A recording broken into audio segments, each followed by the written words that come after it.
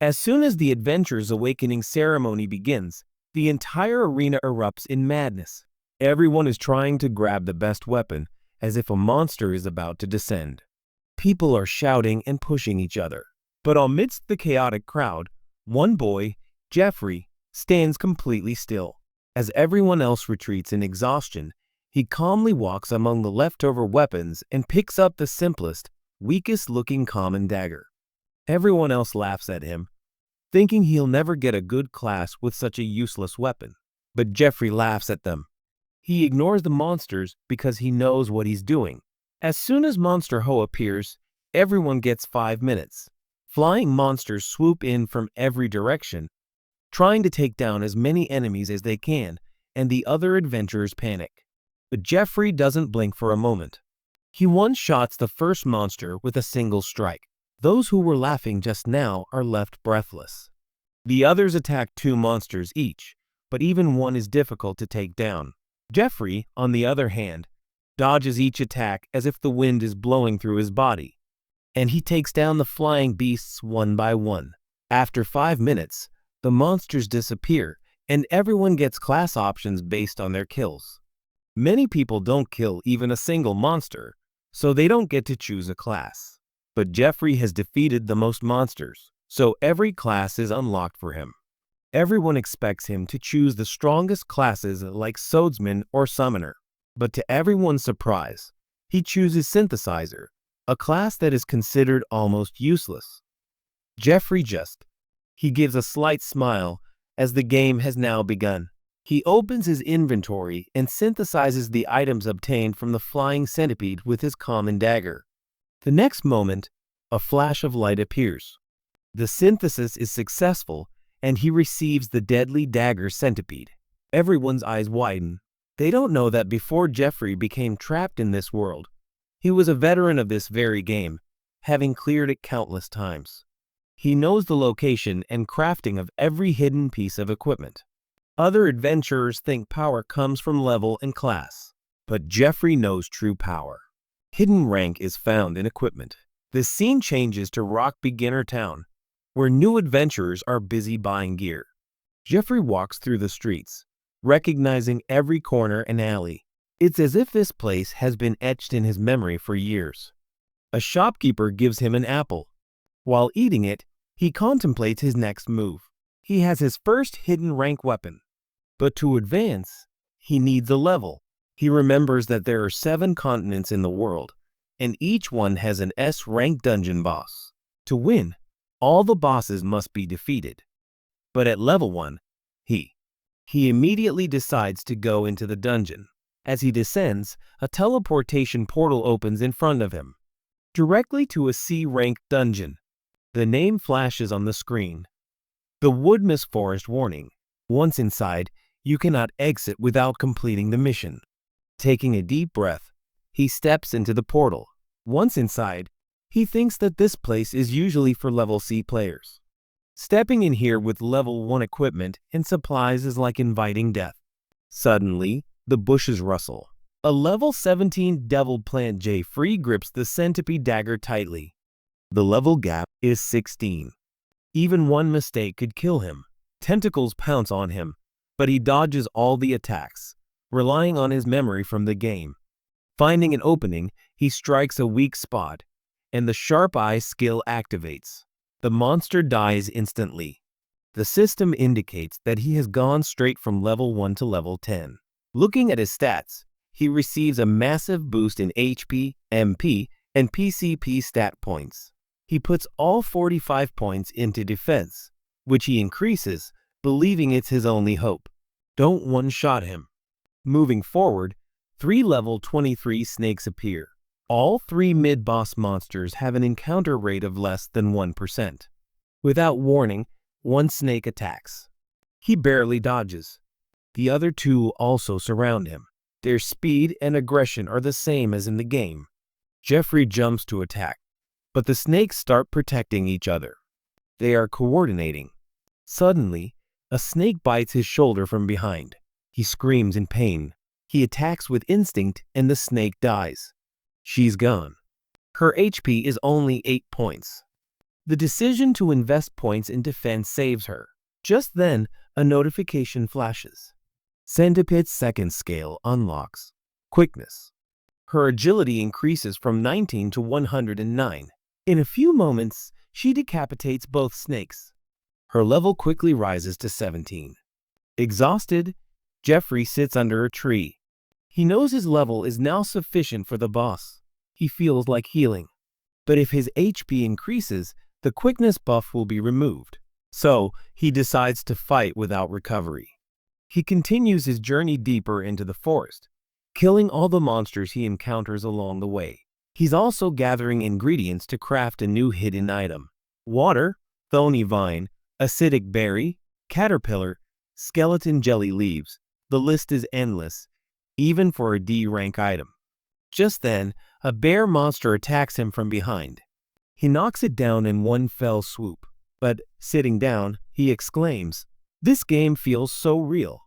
But there's no time to stop. He gathers ingredients and reaches a waterfall, where he needs to get the third ingredient. Just then, a voice calls out. He turns around. He looks at the car and is astonished. At the head of his village is Julius, the same yellow-haired boy who always teased him. He laughs and mocks Jeffrey's synthesizer gear. Julius tells his friend that he and Jeffrey are from the same village. But Jeffrey was the poorest. His father had already died. His mother was ill. His sister takes care of him. Jeffrey accepts all this quietly. Julius is irritated by his silence and angrily grabs him by the collar, threatening him, just like in the old days. Just then, the ground trembles. A terrifying cry shakes the forest. Everyone turns to look, and from the darkness emerges the level 31 boss monster Cyclops. The yellow-haired boy screams to run, but it's too late. The Cyclops' massive gaze is fixed on him, and in an instant he is one-shot by the boss's single attack. His friend falls to the ground in fear, while our MC is carefully observing the monster. The level gap is huge, and the Cyclops' defense can neutralize his attacks. He knows this. Just then a notification flashes. He sees the monsters. The target has been established, and running away from the battle is now impossible. He calmly draws his centipede sword. Cyclops roars and rushes towards him. But the quickness passive increases his speed to impossible levels.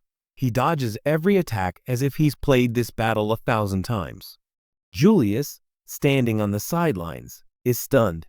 The boy he always considered weak, his eyes can no longer even catch his speed.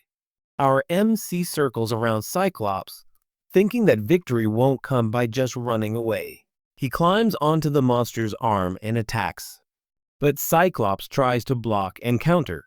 He jumps up and hits Cyclops on the weak spot on the back of his neck. But the attack barely leaves a scratch. Cyclops turns around and pushes him to the ground. The level difference is clearly visible, and every dodge is draining his stamina. Still, he doesn't give up. While dodging Cyclops' continuous attacks, he realizes that he needs a strong item to turn the fight around. He already has 3 ingredients. But Julius, who is lying nearby, has the rest of the ingredients. Without thinking, he runs towards it. Ignoring Julius's panicked cries, Papa grabs the ingredients and runs to the water and quickly begins preparing an F-rank poison. A poison that drains HP every second after drinking it. Julius laughs and says that Cyclops' poison tolerance is very high. It won't do anything. But our MC calmly says that he knows what he's doing. He takes the venom extracted from the Nar snake and mixes it with the new ingredients. This creates a high-grade poison. He infuses it directly into his centipede dagger. Yes. The system flashes. The weapon has acquired the poison attribute. Julius's eyes widen, but our MC smiles. Now this dagger is in its true form. Cyclops roars again, and the second round begins. He charges, but our MC dodges like the wind, climbs onto his back, and does it several times. The poison slowly takes effect, even with high resistance. After a few attacks, venom begins to break down his defenses. Cyclops staggers, weakens. Our MC climbs onto his shoulder, gathers all his focus, and the dagger lands directly in one of his eyes. He stabs. The sharp skill activates. The monster collapses. The system displays a victory message. Julius trembles in shock. The fear in his eyes is so intense that he thinks he might be the next victim and runs away like crazy. Our MC just gives him a confused look as he leaves, seemingly unconcerned. He opens the status window. His level has increased again. Deciding to add stat points later, he checks his inventory. 3 pans in gold and a Cyclops canine tooth. He's happy that the best part of solo play is here. He considers sending the gold home to support his family. He then finds the Cyclops' eye, a material needed for the next hidden item, but it doesn't look appealing. So he ignores it for now.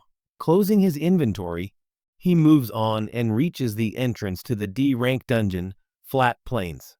A strange sense of nostalgia fills him, as if this is the beginning of his adventurer's journey.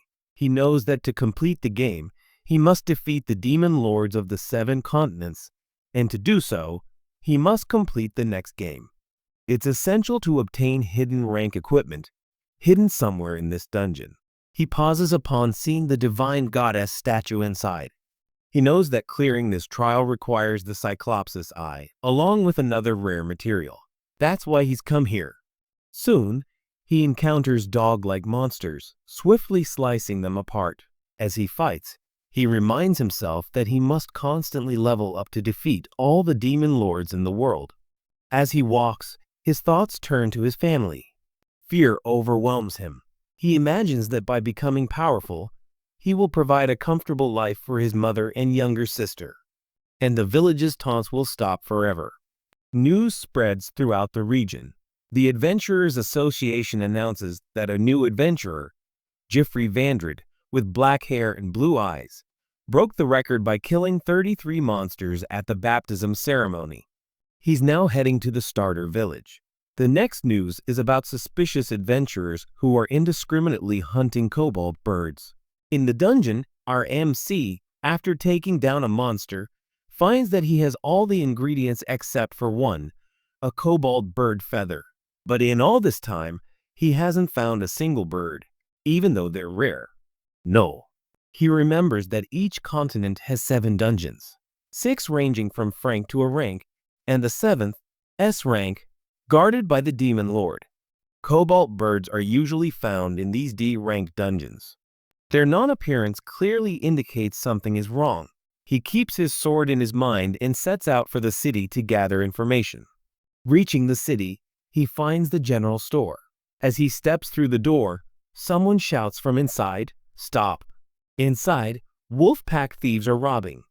Coming out, they push him and say that he got a bonus today. Outside, he sees the same thieves pushing a little girl down the stairs. He immediately catches her and saves her from falling. The thieves see him but don't stop and run away. The girl's mother thanks him. Then the store owner comes running and tells him that the Wolfpack Guild has robbed again. Our MC asks who these people are. The store owner tells him that it's a gang of thieves and hunters who have recently set up camp in the city. He also reveals that they are the ones behind the disappearance of the cobalt birds. He confirms that the cobalt birds are missing. This gang is wiping out the birds. Just then, a thief spots him and asks what he's doing there. Our MC tries to make an excuse by raising his hand, but the thief doesn't believe him and attacks him with a knife. Our MC dodges easily. He knocks him off his feet and knocks him unconscious with a precise blow to the neck. Hearing the noise, the other thieves arrive. They surround him and shout, calling him a spy for a rival guild. He tries to explain that he doesn't want to fight, just cobalt bird feathers. But on his own, he falls. Seeing their comrade, their leader roars, "Spare no one. Kill him." Realizing they won't listen, our boy takes a deep breath and readies his sword. The thieves attack in unison. One swings his blade, but he easily blocks it and counters with the flat side of his sword, striking the thief in the face. The thief screams, clutching his nose, and claims he broke it. The hero charges again, thinking he barely hit him, and all this fuss is pointless. He knows that taking on an entire guild alone is always a problem. He does. Suddenly, another thief attacks from behind, but he ducks and kicks him, knocking him out.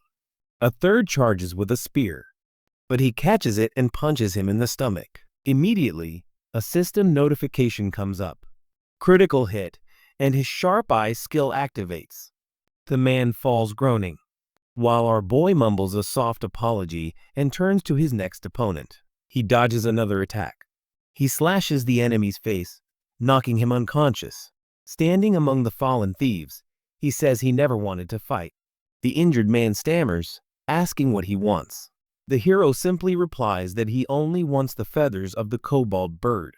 Seeing him distracted, the leader suddenly attacks from behind, but our boy senses him and blocks it.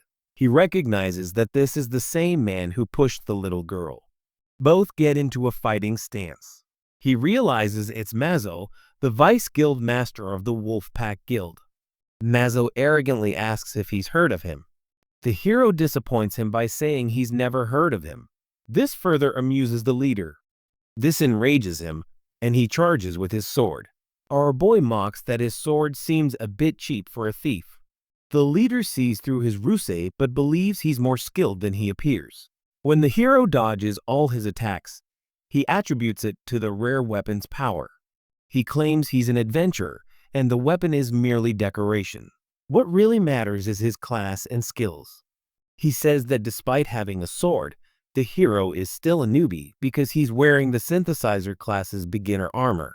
Understand it all. Upon receiving the offer, the leader uses a skill that launches his swords into the air and launches them at the hero. The hero blocks them with his centipede sword. The leader claims he has an advantage because he knows the hero's class and skills, and that if he snatches his blade, it will be useless. Our boy, hearing this, asks if his class is thief, as thieves only possess the stealth skill. This rage bet works, and the leader shouts that he is a summoner. But this increases the hero's difficulties, as he can snatch his sword with his stealth skill. So he decides to end the fight quickly. Two thieves charge from behind. He dodges a flip and hits the leader squarely on the weak spot. Sharp Eyes activates again. The leader falls unconscious, screaming in pain. The hero regretfully tells the others to give him the kobold bird feathers if they don't want to suffer the same fate. One thief tries to bargain, but his companion accuses the hero of being a rival guild spy. The situation escalates as more members return and surround him.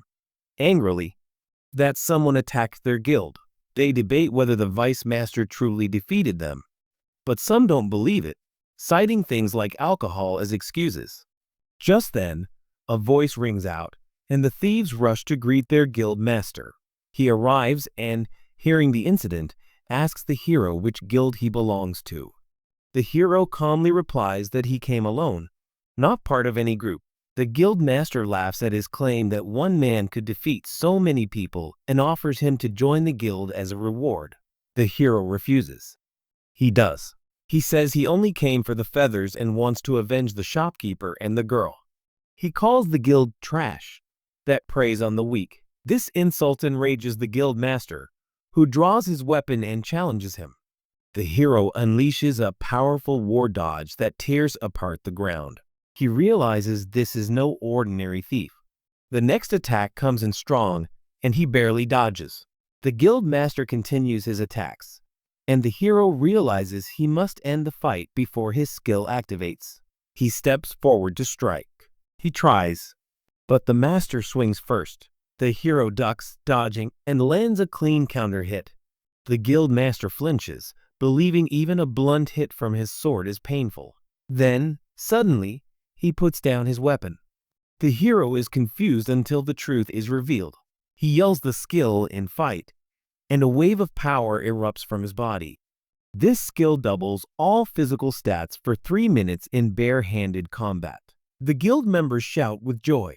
The hero realizes he's facing a brawler. The master then, he charges. His punch is so powerful it shatters the wall. The hero understands that if even one punch lands, it's over. When the master attacks again, he counters with his sword handle with perfect timing. The sharp eye skill activates again. The system confirms the fatal blow. The guild master stumbles and falls. He vomits in pain and falls unconscious like a defeated beast. As he falls, the other thieves freeze in fear. One thief stammers and recognizes that this is the same adventurer they saw on the news. Everyone is shocked and realizes that this is the same blue-eyed prodigy. The hero is left perplexed. He doesn't understand why they're running away after seeing him, nor how they know his name. When he calls out to them, his voice frightens them even more. He wonders why they're running when they're outnumbered. He does so and moves on. The guild master is still unconscious, so he takes the cobalt feathers and the stolen goods and returns them to the shopkeeper. Finished, he moves on to his next destination. Inside a cave in the B-ranked dungeon Sigrun Falls, he encounters a level 35 boss. Baphomet has been defeated. The system confirms his victory and awards XP. He shrugs, glancing at Crutcher. This seemed easy compared to the Cyclops fight. Leaving the dungeon, he arrives at the plaza housing the divine goddess statue. Nostalgia grips him as he gazes at the statue. According to legend, unlocking the statue reveals the second hidden treasure. He removes the Cyclops' eyeballs and cobalt feathers and carefully fits them into the statue's hollow parts. As soon as he's finished, a system message appears, stating that the divine goddess's wishes have been fulfilled. Tears of joy fall from his eyes and fill the golden cup. A new item appears in the cup. Lucifer's Halo, an unknown rank treasure that increases the player's luck by 100 points and has incredible durability. The ring grants 3 abilities: the power to read the thoughts and emotions of others, a passive sense to detect magic for adventurers and monsters within a 3-mile radius, and a third mysterious ability that will unlock under certain conditions. He smiles, understanding why it was so difficult to obtain. He looks at the statue and in a calm voice, he thanks the goddess. As soon as he puts on the halo, he feels like a dead man come back to life. But this appearance can be helpful for him because no one will think that he is wearing a powerful defense item. After getting Lucifer's halo, he heads towards the S-rank dungeon Mount Agony. Upon reaching there, his excitement wanes when he sees a notice on the wall that this dungeon is so dangerous that only a team of 7 or more people can enter. Disappointed because he doesn't have a team, he goes to SI. He remembers, after defeating an S-rank boss, the dungeon disappears and reappears later anywhere on the 6 continents. He reminds himself that defeating the first Demon King will earn him the title to unlock the second realm. He wants to move faster, but voices nearby stop him. People are talking about a famous adventurer named Flame Wizard. He sees a group of adventurers sitting, and among them sits a quiet girl. Freya Ashbury, 23, a 30-year-old level 45 wizard. Seeing her, his mind-reading skill activates, and he follows her. Thought senses something. She wants to go to the S-rank dungeon, but the team isn't complete. He sees an opportunity and smiles. He realizes their team is currently divided because they couldn't find more partners. He steps forward and asks if they can have him on the team. Everyone turns to look at him, but their eyes are fixed on the death halo floating above his head. He immediately understands what they're thinking, but he ignores it. A brown-haired man in the group politely declines, explaining that they've given up for now. Hero mind, he senses her concern from the readings. One of their companions is injured and in the hospital. Understanding the situation, he asks the girl's opinion. Her worried face reveals that she is troubled. When he asks if she has any personal reason for going to the dungeon, she tries to avoid it, but her emotions reveal the truth. Her father, an explorer, disappeared in this very dungeon a month ago. Understanding this, he introduces himself properly and says that he too wants to go to the S-rank dungeon soon. The group is shocked to hear his name. They remember that he's the same boy who defeated 33 monsters at the baptism ceremony. At that moment, he understands why people are afraid or surprised to see him. The girl is also surprised but remains cautious. She finds his presence strange, as if he can read her thoughts. She feels that this boy has been through a lot of battles, and this makes her even more cautious. Seeing his hesitation, our boy decides to wait. After a while, she allows him to join the team, but warns him that if he turns out to be useless, he will be left there. She will. He silently thanks her and praises Lucifer's halo for its luck. Time passes, and the team arrives at an S-rank dungeon filled with erupting mountains and flowing molten lava. Our boy becomes the vanguard and secretly complains that he was assigned the most dangerous position. Behind him, a knight tells the girl that perhaps it was wrong to include him in the team. She coldly replies that if he's helpful, fine, otherwise, he'll serve as a son. A red-haired young man approaches and asks if he's the man in the news. The hero is uneasy. He says it's probably him.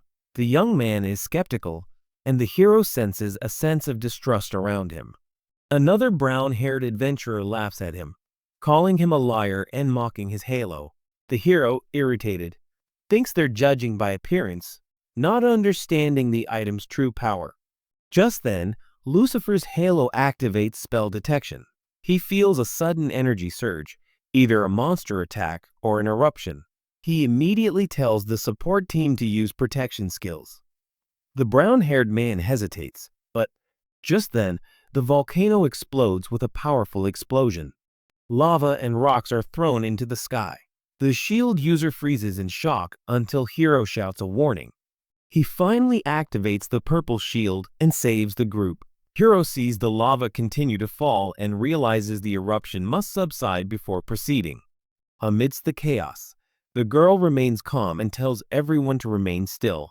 She steps forward and recites a spell. A glowing magic circle forms, and a massive fireball forms above it. When fully charged, it will explode. She raises her staff and releases a fireball. The flaming ball tears through the air, destroying all the falling lava and rocks. Within moments, the reign of death is over. The hero is stunned by its power. But then the ground shakes violently. The earth cracks, and the red-haired Arthur falls down. The hero immediately jumps up, grabs his hand, and tries to pull him up. But the ground collapses beneath him, and they both plummet into darkness. As he falls, the hero curses his fate. This height could be fatal, but below. As he reaches there, he feels something soft catch them both. Both are safe. He breathes a sigh of relief when he sees that they have landed on the back of a giant soft-headed bat, 30 times larger than a normal bat. He thanks the luck of Lucifer's halo, but the relief is short-lived. The bat's calm face turns angry when it senses two strangers. Hero immediately senses danger and warns Arthur to move away. They try to get off, but the bat's fury increases. Hero explains to Arthur that the soft-haired bat, the bat, is no ordinary monster. It absorbs any force that strikes it and returns it in the form of an amplified counterattack. Their fall has charged it up. The bat opens its mouth and, with a shrill scream, unleashes a sound wave. Rocks shatter and fly apart. The hero grabs Arthur, throws him back, and confronts the beast himself. Arthur, looking from a distance, sees the massive holes in the walls and realizes that if the hero hadn't saved him, he too would have perished. He wonders if S-rank dungeon monsters are like this? Just then, the Tej City, it sounds like a voice. He's terrified to see that the giant soft-headed bat has been killed with a single blow. Near the team, the girl is concentrating on her magic. A faint aura surrounds her as she searches for signs of life. The brown-haired man asks if she found anything. She replies with relief that Arthur is still alive, but her mind remains focused on Hero. She remembers how he was the first to feel the eruption and how he risked his life to save Arthur. The more she thinks, the more she fails to understand who he really is and what power he possesses. The rest of the team begins to discuss their next plan. The girl says that searching for Arthur further will drain their strength before they can fight the Demon King. Their main goal is to defeat him and bring peace to the world. She reassures them that the man is her younger brother and that he will recover on his own. She hides her worry behind a calm voice. Silently, she prays for the safe return of her brother and their father. Deep underground, Arthur reveals that the leader of the group is his sister and that their missing father disappeared in this very dungeon. Hearing this, our boy asks if he's calm enough to continue and decides it's time to move on. The red-haired young man is unsure why they're not going uphill. The Demon King's lair is just up the mountain. Our hero sternly tells him that a direct confrontation with the Demon King at his current level would be fatal, so he decides to take Arthur to the weaker areas, where smaller monsters are located, allowing him to grow stronger first. The young man is nervous, but knows he's right. He's determined to do what he can to survive. He will become stronger. In a short while, they arrive at a large open field, where an army of red firebirds is flying from the flames. He realizes that these creatures are much stronger than soft-headed bats, and that fighting them all at once would be suicide. But our boy has a different plan. Without a word, he grips his sword tightly and charges forward. His blade flickers once, making a clean cut, and one firebird falls instantly, neckless. The rest of the flock pounce on him, screaming in the flames, but he dispatches them one by one, without losing a single ounce of their lives. He cuts through it with effort. The redhead stares in amazement. He's amazed by the hero's overwhelming strength, but his amazement doesn't last long. Just then, a powerful wave of heat warns him of danger approaching from behind. He turns just in time. A fire chicken is dove straight at him, its beak glowing with fire. On instinct, he leaps and narrowly dodges. Crutcher goes and turns around, ready to attack again. Enraged, he quickly draws his arrow, as close combat is dangerous. His arrow passes through the monster's neck, and it sparks. It flies and falls to the ground. He smiles proudly. His confidence is restored. When he turns to look at our boy, he's almost stunned by the sight. Dozens of firebirds are scattered on the ground, and the hero is standing comfortably among them. Casually chewing on a roasted drumstick, he grins and hands him one, telling him that firebird meat tastes exactly like fried chicken. The young man is in disbelief. Can he even touch it or eat it? But Hero isn't eating it for fun. Deep down, he curses that he'll get it for full enhancement. He'll need 50 such mines.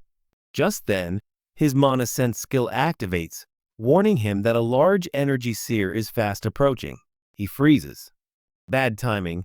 He looks up and sees a massive, level 45 salamanders slowly moving toward them. Our boy knows immediately. This is Mount Agony's mid-level boss. But then he gets a severe stomach ache and vomits. His stats drop by 30%. As he looks up, the salamander swings its massive tail and attacks. He dodges, but the attack hits the ground and sends him crashing into a wall. He quickly checks Arthur, who says he's fine. He tells the redhead to get out of the way and decides to handle the monster himself. Seeing Crutcher's slow movements, he laughs and says, maybe he ate something bad too.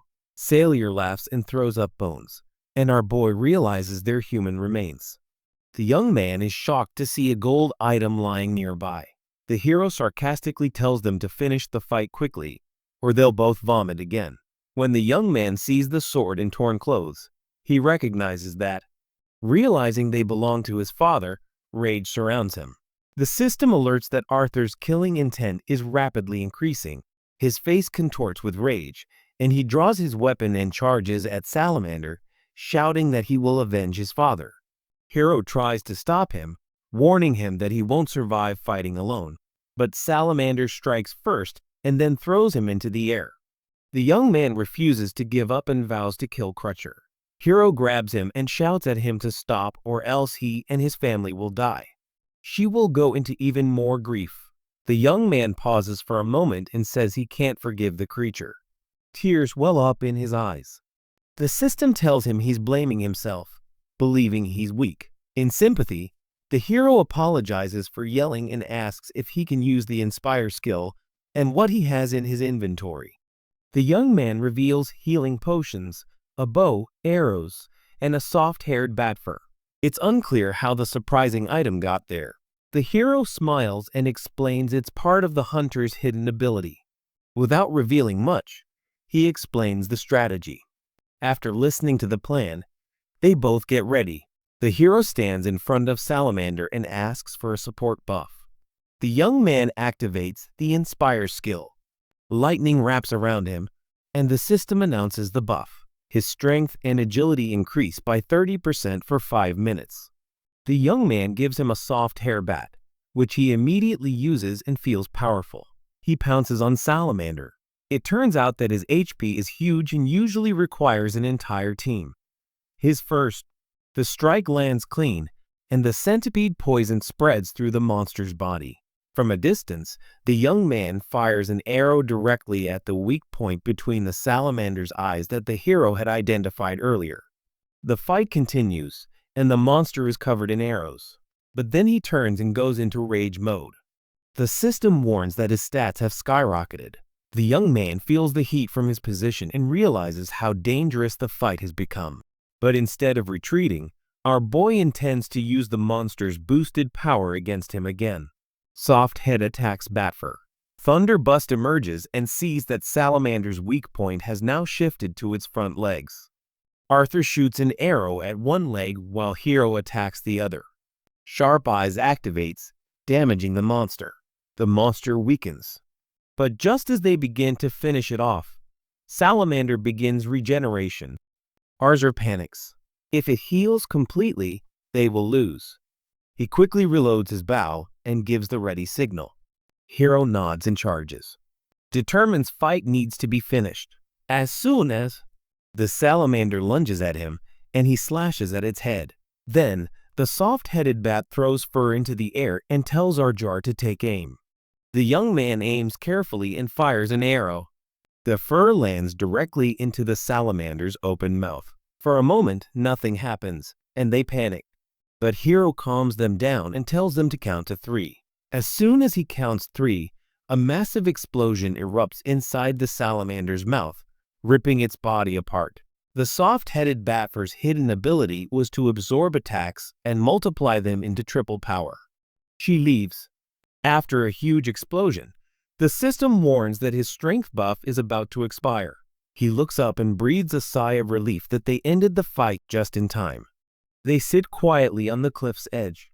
Hero doesn't want to hear what others think, so he takes off Lucifer's halo for a while. Soon, his sister arrives at the peak with the rest of the team. As soon as she sees her younger brother, she runs over. She asks, "Is he okay?" She gets closer and sees the sword, their father's sword, and her face fills with panic.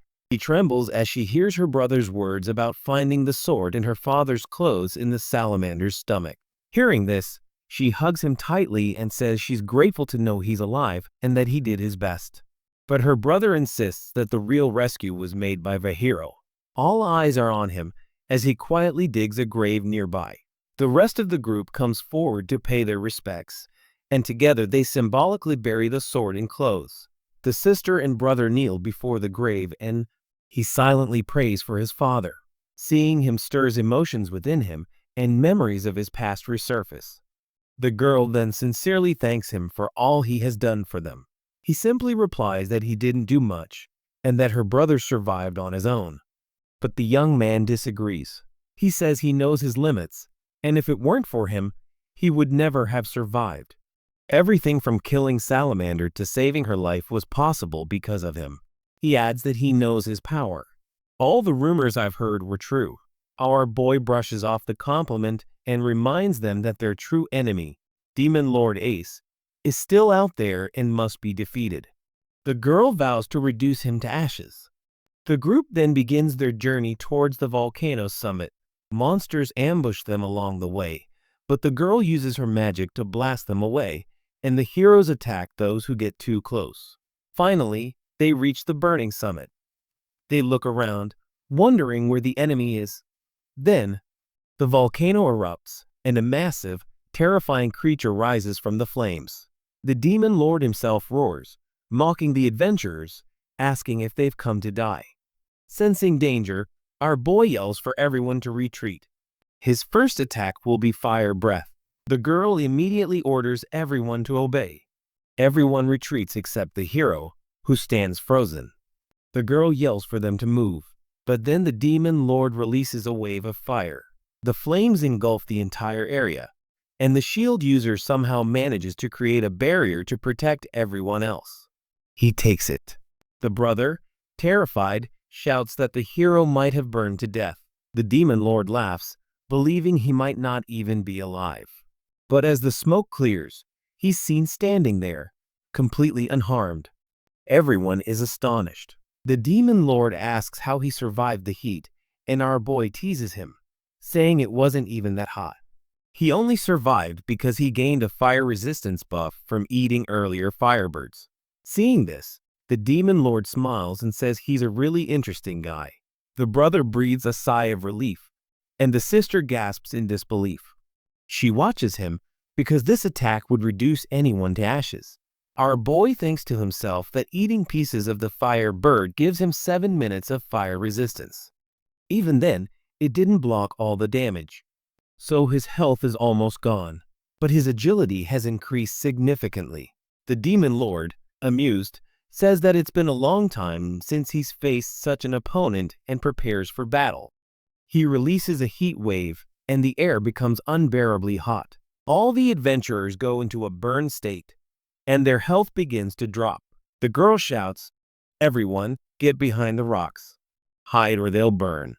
Everyone quickly runs for cover. Despite their protective equipment, the heat is still penetrating. The brother peeks out and sees the hero. He's still standing confidently before the demon lord. Our boy declares that the warm-up is over and it's time to kill the demon lord.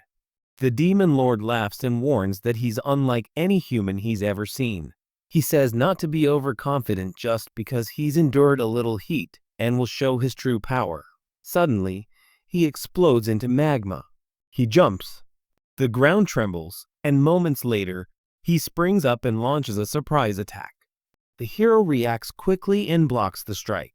Everyone is stunned. The demon lord then praises his skill and jumps back into the molten lava. The girl listens carefully and realizes the sounds are now coming from underground. Our boy closes his eyes and concentrates on his senses. As the demon lord bursts in after him, he retreats with perfect precision thanks to his spell detection skills. The demon lord, too, he's taken by surprise. He thought this attack couldn't be dodged. He praises his instincts, but Hero calmly replies that these aren't senses. He already knows his every move. Amused, the demon lord calls him an agent and returns to magma. He's convinced Hero couldn't land a strike despite his sensing. Fed up, our boy decides to fight seriously. Locating his position with his spell detection skill, he prepares to deliver a critical hit with his speed boost. Just as the demon lord emerges from behind him, he jumps high, then falls down, landing a heavy blow.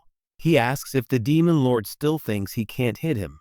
Enraged, the demon lord growls that he's getting too confident after just one strike and calls him a lowlife who interferes in others' missions. Our boy is astonished to hear this. This dialogue wasn't in the game. The monster sinks into the magma again and resurfaces. But this time, the hero is prepared and lands another clean hit. The system reports a critical hit with the sharp eye skill. The demon lord is surprised that he can't take every single one of his blows. How is the move predictable? The hero smiles inwardly. Suddenly, the demon lord screams in pain due to his poison effect. In anger, he berates the hero for using poison. Our boy simply says that this was a great opportunity, and since he doesn't have poison resistance, he used his weakness. The girl watches silently. She can see that this crutcher can wipe out many parties alone, but this mysterious young man stands alone in front of him. Meanwhile, our boy continuously teases the demon, challenges him to even one, demonstrates his attack. The demon lord shakes the ground in anger. The girl immediately warns everyone to stay away as the heat is rising. The brother realizes he won't be able to help the hero. The demon lord launches another massive flame attack, but our boy remains unharmed. The demon lord, enraged, asks how he's reading his magic. The hero taunts. Is this the excuse he'll give if he loses? The demon lord sneers. If he can predict one attack, what will he do if 3 happen at once? Waiting for the hero to react, the demon lord splits into 3 forms. He's stunned. This has never happened in the game. All three disappear into the magma. He realizes he can sense their presence, but withstanding three attacks simultaneously would be impossible. Suddenly, one of them comes back and strikes hard.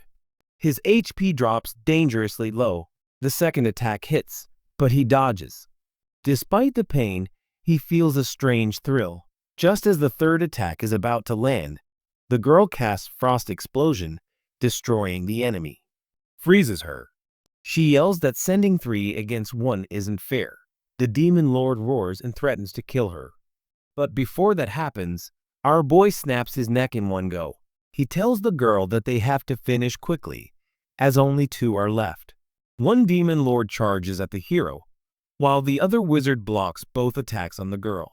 The hero uses his blade, and the girl uses her magic. He looks at the girl's spells and asks if she can use ice magic. She says she can, but only fire. She prefers magic and uses ice sparingly. He asks how she managed to get so close without being affected by the heat. She explains that she used ice to remove the burn effect, even if it doesn't last long. Hearing this, he tells her to maintain some more strength and stay steady.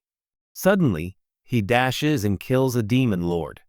The poison effect is working wonders. The last Demon Lord then runs into magma. He immediately tells her to retreat and says he'll handle the rest. The girl says she understands, but I'll help as much as I can. She activates her Sun Flame magic, and the system indicates that the Sun Flame buff is active, increasing her magic attack power and strengthening her fire resistance for 3 minutes. Seeing this, our boy realizes that her fire resistance has increased even further. She explains that she can't use her magic while she's on this buff. So, that's all she can do for now.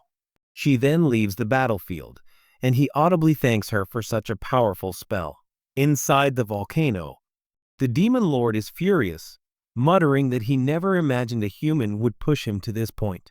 He curses our boy, calling him a troublemaker, and swears that he'll kill them all as soon as he recovers. But before he can do anything, the hero suddenly appears before him. He teases him, asking if he's hiding and if he's afraid to fight. The Demon Lord is surprised that he's standing safe inside in such heat. Before he can react, our boy strikes and kills him. It hits hard. The volcano erupts with a loud bang. Magma shoots skyward, and everyone outside watches in disbelief. A few moments later, he emerges from the eruption. A relieved young man, a red-haired man, runs to him, asking if he's all right. A team member immediately summons a healing potion.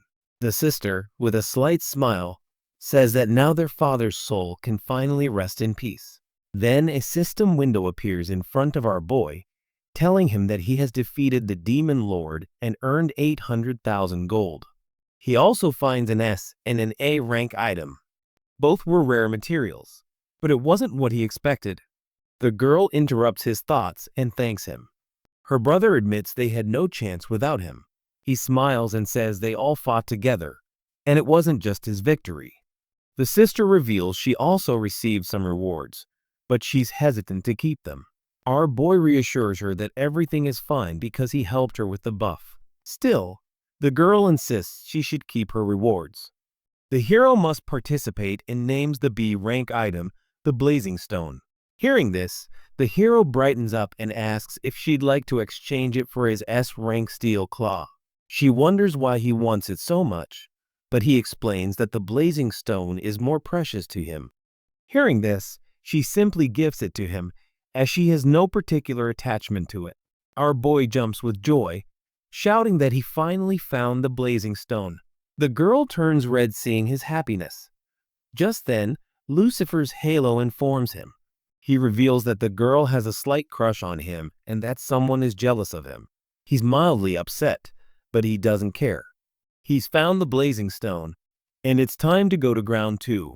The scene returns to Raj Begin, the central city of Ground 1.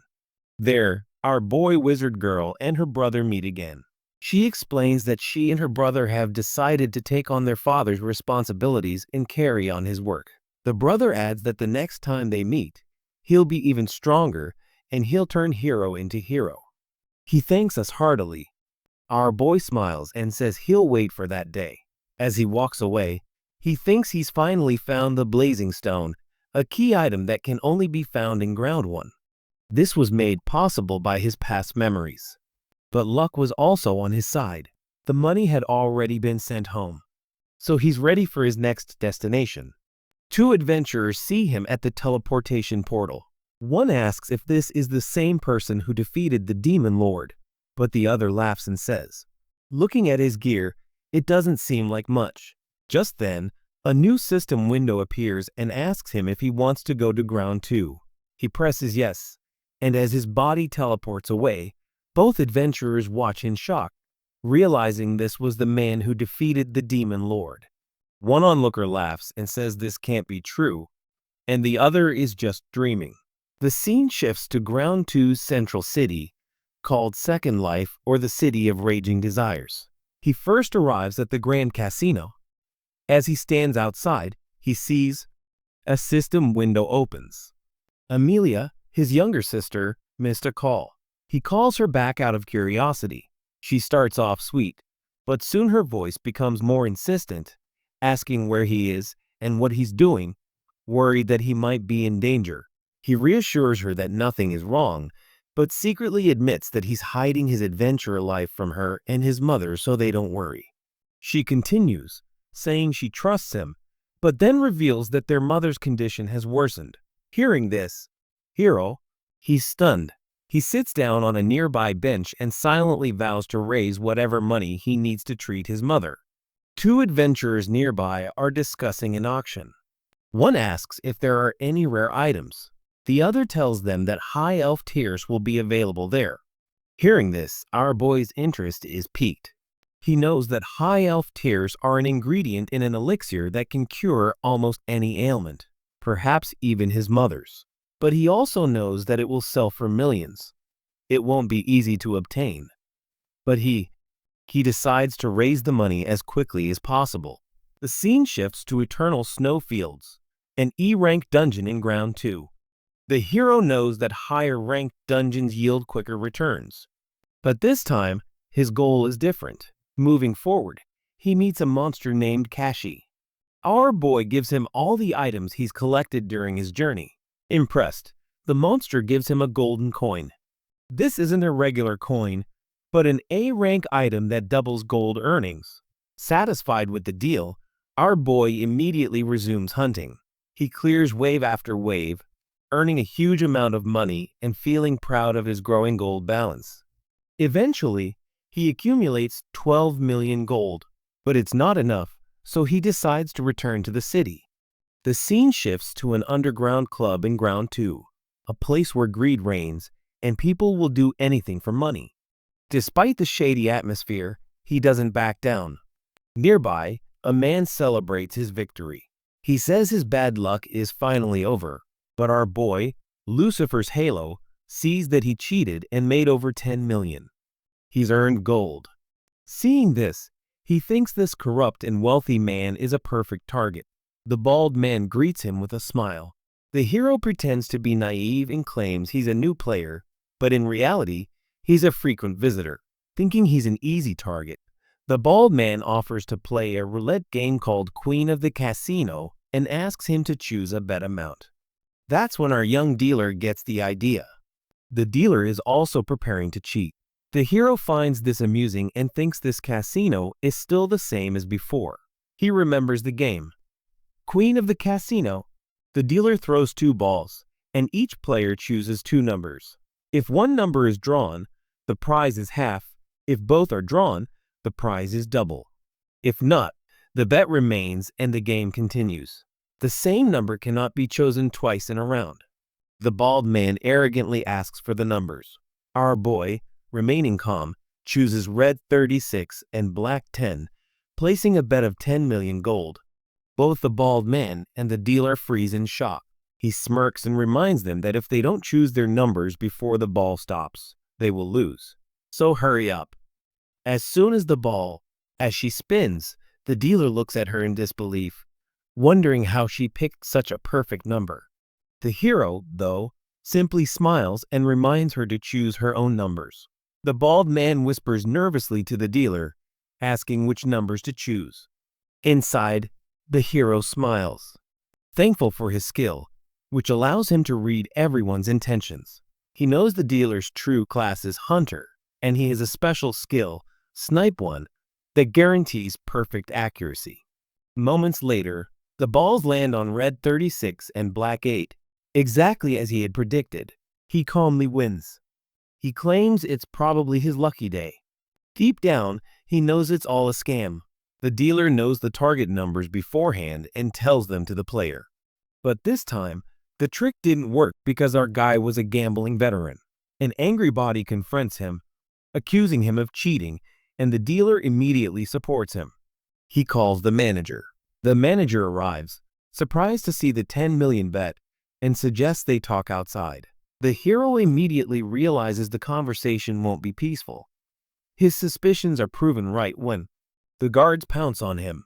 Without hesitation, he kicks a table and throws it at the guards, knocking one out with a punch.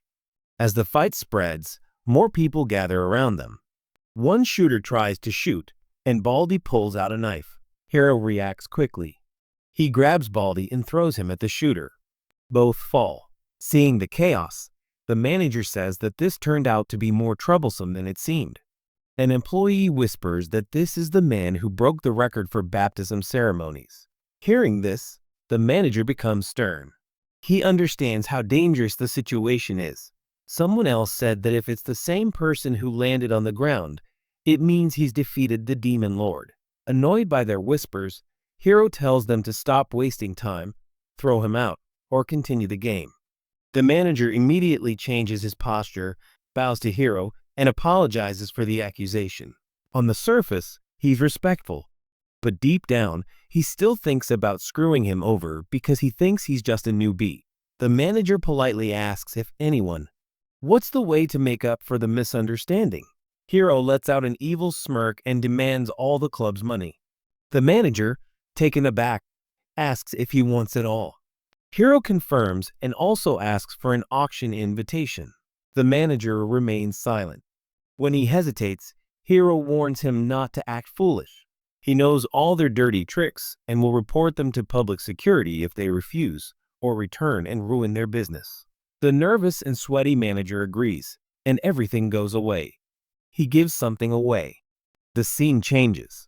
In the grand auction hall of the Second Life Center, the hero checks his balance and finds that it's not as much as he expected, but it's enough for his needs. He knows this auction may be his only chance to obtain high elf tiers. By handling the casino manager, he secured an invitation, and now all he needs is to win the bid. Back at the club, a notice is posted. It's permanently closed. Inside, the manager angrily curses the hero for taking everything. Just then, Branch. The manager arrives, and the scene returns to the auction hall. The auction begins, and the host announces that 11 rare items are up for auction today. All systems verified. The first item is the Orcish Sword, a collector's item, but still a rank bud, starting at 2 million. As the auction progresses, the hero wonders what he needs for Elixir. High Elf Tears, Ice Chimera's Fong, and Ancient Red Soil, these are usually found in dangerous dungeons.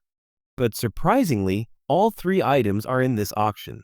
Then, Edge appears with a dragon, and he realizes that if he obtains this item, he will be able to craft hidden equipment faster.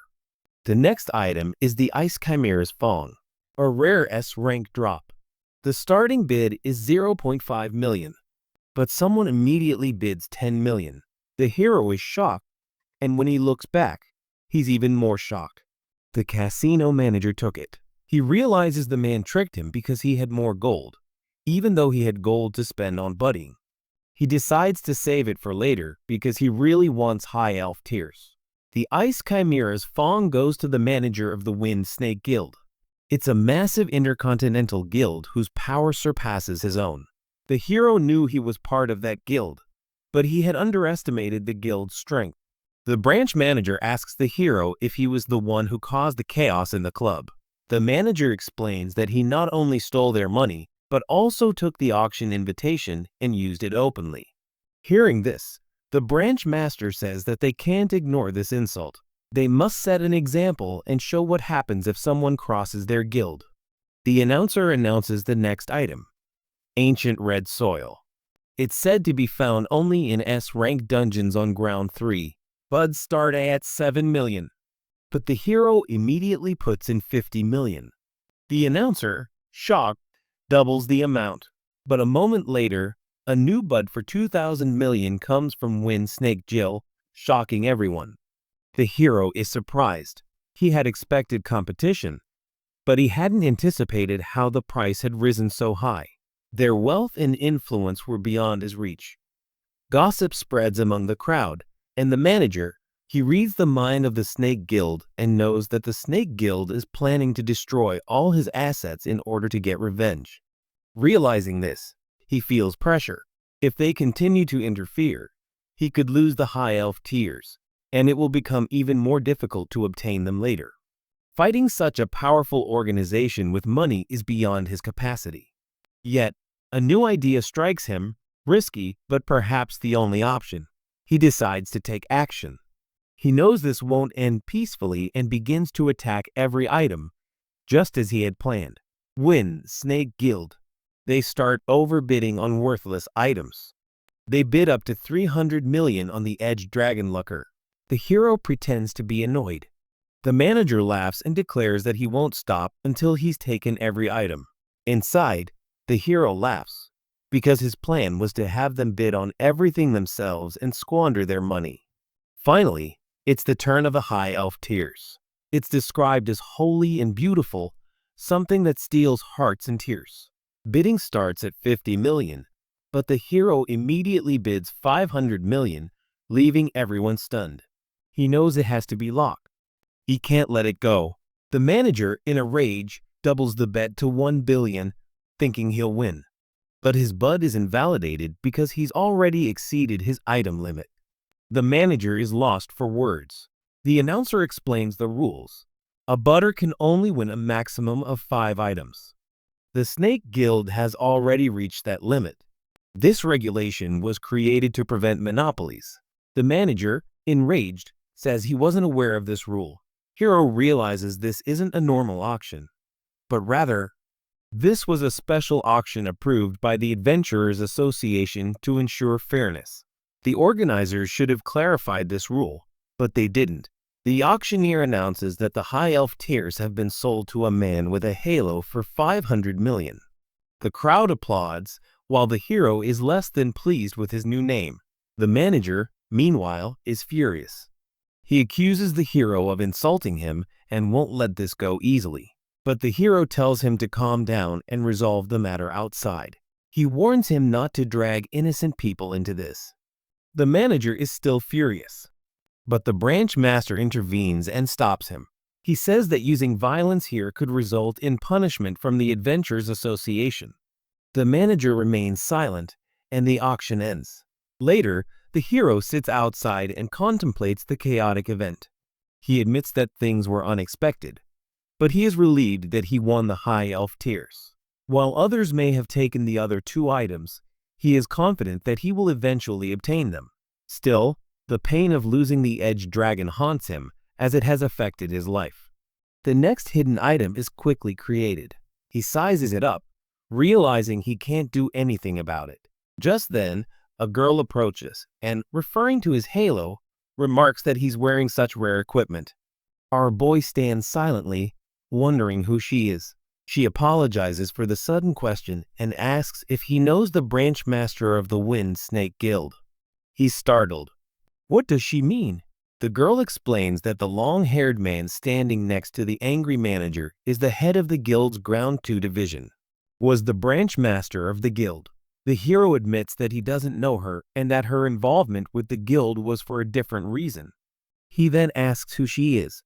She claims she's stalking the guild for personal reasons, but the hero sees the truth through his mind-reading skills. Her name is Mila, and she's been sent by the Adventurers Association to investigate the guild. The hero immediately understands that she must be part of the League of 8, a group of elite S-rank adventurers recognized by the association who undertake special missions in exchange for large rewards. He finds them. These people are powerful, respected, and extremely wealthy. This reminds him of his own past in the game, when he completed the game and joined the League of Eight in boredom. He asks her why she's still standing there since the branch master is gone. The girl says she'll continue her mission, but she has one last question. What exactly is this floating halo? And where did she get it? He quickly realizes she doesn't know anything about hidden equipment, rare items not approved by the association. Telling the truth would cause trouble, so he pretends he doesn't know who she's talking about. Then she realizes he's only interested in Halo because he finds her cute. Sensing the tension in her face, she asks if something's wrong. He brushes it off, saying it's a long story that would take a long time to explain. She's a little annoyed, but lets it go. She says she'll find the item herself. He watches her leave, amazed at her uniqueness. He's one of the top 8 elites, and judging by his composure and strength, he's probably even higher level than most. Meanwhile, the girl is also wondering about him. Despite traveling through all 7 realms, she's never seen such equipment. She begins to wonder who he really is. Later, we see our boy defeat the boss in the A-rank dungeon Moonlight Wilderness. The boss drops the goblin's glove of thievery, which is exactly what he was looking for. He reminds himself that he needs to go to the S-rank dungeon and obtain the ice camera's Fong. But first, he needs to collect a hidden equipment. To do that, he'll need to steal the Edge Dragon Laker from the guild, as it's the key ingredient for his next hidden item.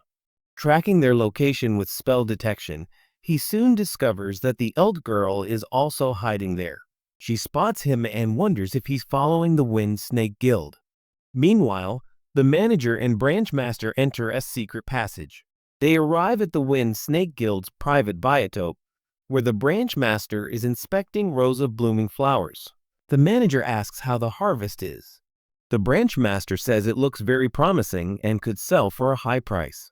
The manager sighs in relief and leaves to call for more workers.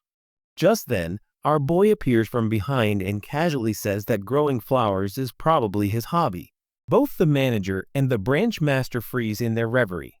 The manager angrily asks if he was following them. Hiro calmly explains that the flowers are ingredients in Moonlight Elastic, a magical doping. The branch master narrows his eyes and asks if he's an agent of the Adventurers Association. Hiro denies it. He says he only wants the Azer Dragon Laker. If they give it to him, he will leave quietly. The manager explodes in anger and asks if he knows who he is talking to. But before he can attack, the hero disappears and appears behind him in a moment. The elite girl standing at a distance watches all this silently. The hero tells the manager not to misunderstand. He has come to talk, not to fight, and he is even ready to pay for the item.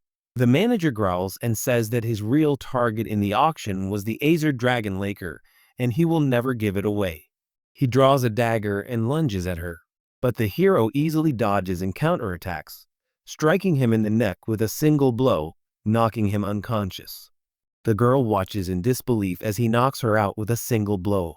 She wonders what kind of short sword he used, as she's never seen such a weapon. The branch master remains calm and says that he's brave for standing up to people like the criminal, but he's crossed the line. His past is over, and he'll have to pay the price. The hero smiles and he declares that he won't back down either.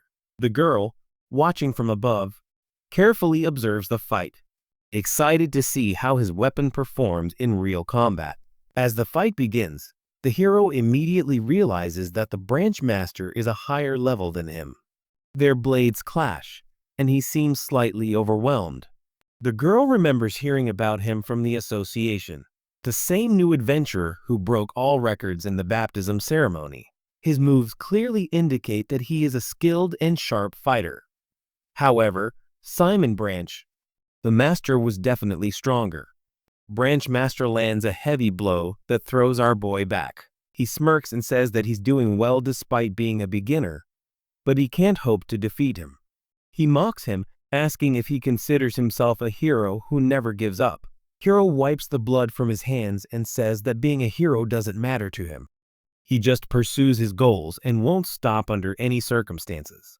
Branchmaster laughs, calling him a naive kid, and charges again. He does. The hero moves forward, blocking each time.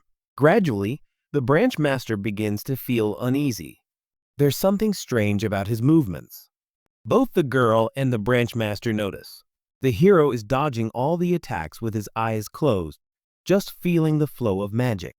The girl has never heard of such a skill and doesn't see any visible item, so she thinks it's a hidden ability of his mysterious equipment. The Branchmaster blocks his strike, but then a glowing system window opens in front of him. The system tells him that he has unlocked the third skill, Lucifer's Halo. To unlock it, he had to reach spell detection level 252.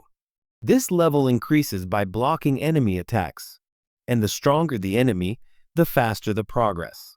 He had quickly maxed out this hidden parameter due to his battles with the Branchmaster and the Demon Lord of Ground 1.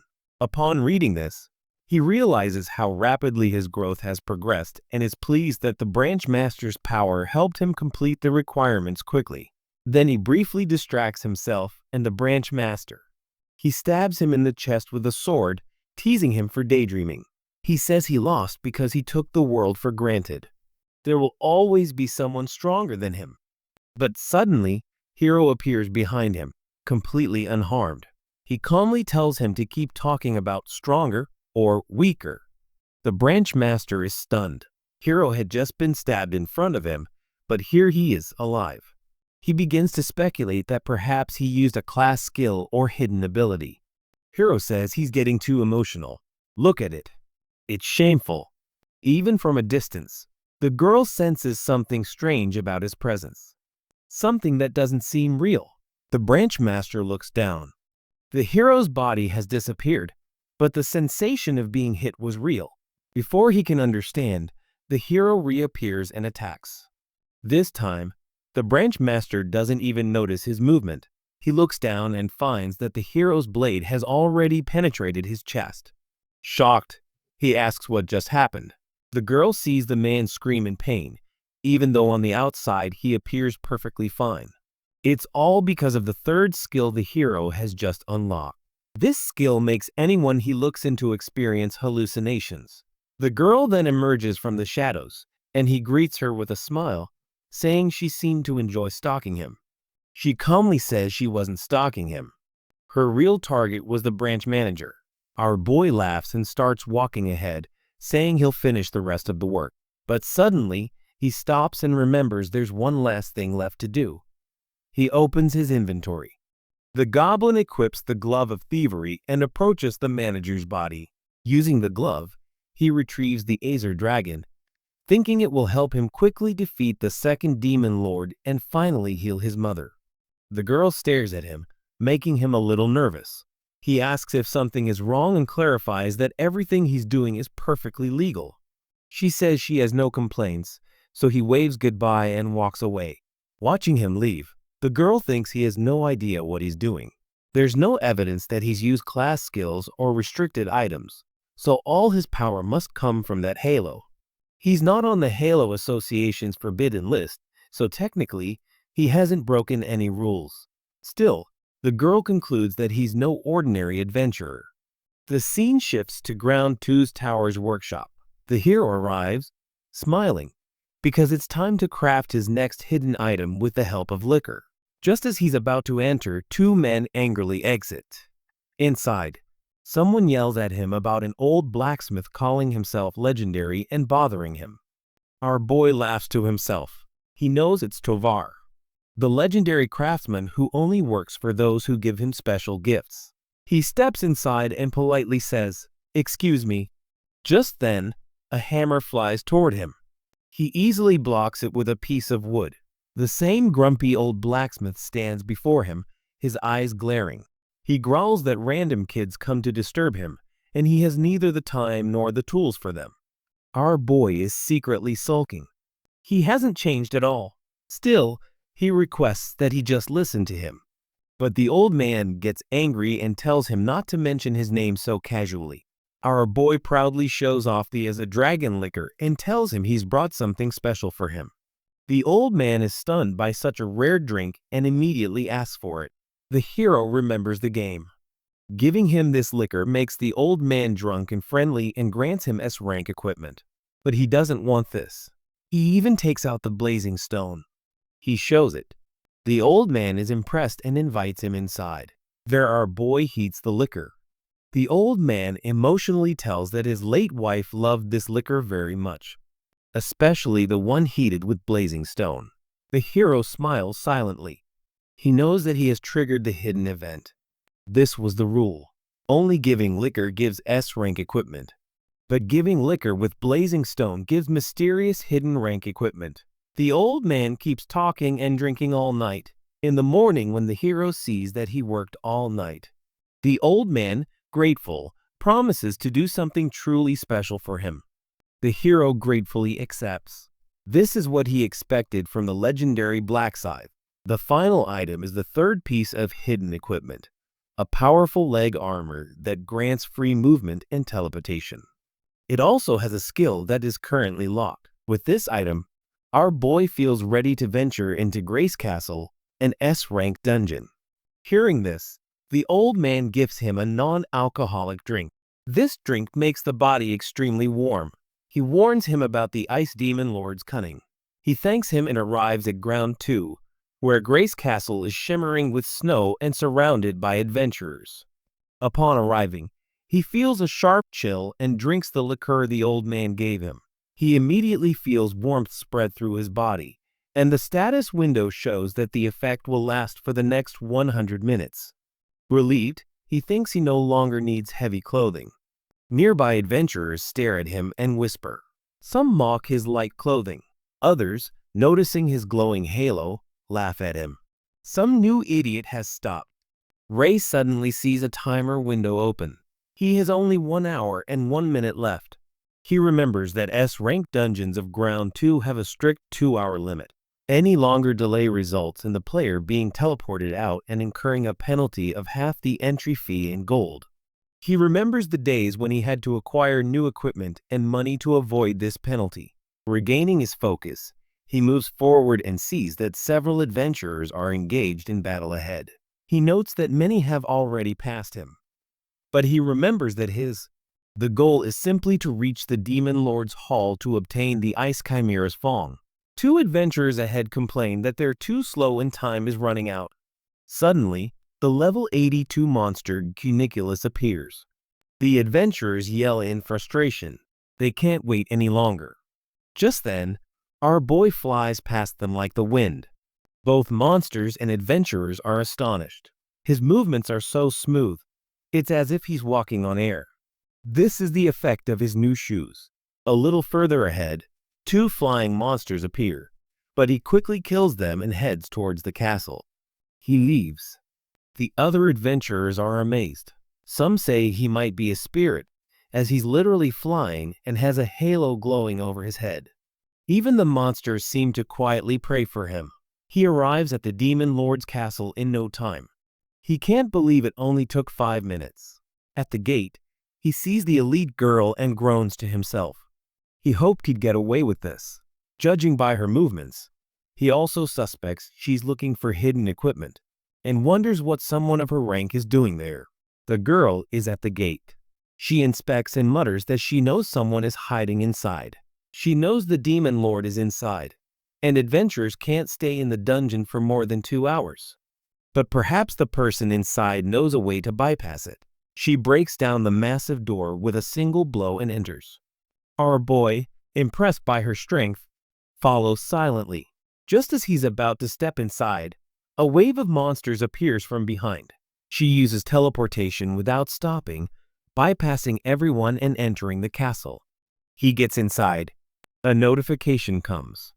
He's now on the 9th floor of the main castle. The Demon Lord's Hall is on the 10th floor, and he must defeat the mid-boss before that. Relying on his new leg gear, he sets out to set a personal record. Meanwhile, on the 7th floor of the castle, the guild master of the Wind Snake Guild has bitten his own party. He scolds them and suddenly beheads one. The timer above his head increases to 2 hours and 42 minutes. He's stolen time from an adventurer. He's been wandering the dungeon and losing treasures. He mutters. A frightened man begs for mercy, but he cuts him down too. The timer now reads 4 hours 21 minutes 58 seconds. Soon another man begs to be killed, but the guild master kills him too. He turns to the last remaining man and asks if he was the only one who came in today. He looks annoyed at the small number. Baji apologizes and explains that they are trying to gather more people. The guild master coldly asks if he should be used as a replacement. The frightened man escapes, trying to escape. He runs, fearful, thinking that the guild master is stealing their time limit by killing others and perhaps wants to stay in the dungeon for a long time. He fears how many more people are about to die. Meanwhile, the guild master remembers that the branch manager was captured by that girl from the League of Eight. He knows the association's methods. First, they take down the executives. Then, they eliminate the entire group. He thinks they might find him. But for now, he has the advantage of the time limit. Meanwhile, our boy is chilling on the 9th floor and is enjoying the free-flow combat. Then he feels a massive magical power from the 10th floor, perhaps from the Demon Lord. But behind him, another presence is even more dangerous. He reminds himself that his target is still the Demon Lord. Cutting down monsters, he moves towards the mid-boss chamber. Then the door opens and the same alt girl comes in. Our boy immediately recognizes her. The other energy was hers. The girl sees that all the monsters are already dead. Then suddenly 2 level 92 golems appear. She understands that someone has triggered the mid-boss. Without wasting any time, she summons her spirit and, with a slight apology, destroys both bosses in one fell swoop. Our boy, hidden above, is stunned. One attack on the bosses. This level is from another world. He remembers that the door to the Demon Lord's chamber opens as soon as the mid-boss dies. But instead of going in, the girl says she'll check the annex building. Hearing this, our hero breathes a sigh of relief. But as she leaves, the girl suddenly feels someone watching her, but she can't see anything. No. After the girl leaves, the hero opens the heavy door and steps inside, only to find a blood-soaked room filled with corpses. The Demon Lord laughs and teases him by calling him livestock. Our boy, feeling the dead bodies, discovers that one man is still alive. He weakly tells him to run away, but the Demon Lord attacks. The hero recognizes the pattern and escapes. But timing in this world seems different from the game. The Demon Lord laughs and explains that 10 people came to him today. Now he will be his next meal. The survivor fearfully wonders what it means to fight such a monster. Straightaway death. The Demon Lord roars and attacks. Then our boy, using his teleportation skill, disappears and rips his face apart in front of his eyes. Blood spurts out, and the survivor freezes in disbelief. The hero nonchalantly says, "It couldn't have hurt that much." The Demon Lord laughs and says, "Well, I'll warm up before dinner." Suddenly, he unleashes a massive ice spell, freezing the entire area.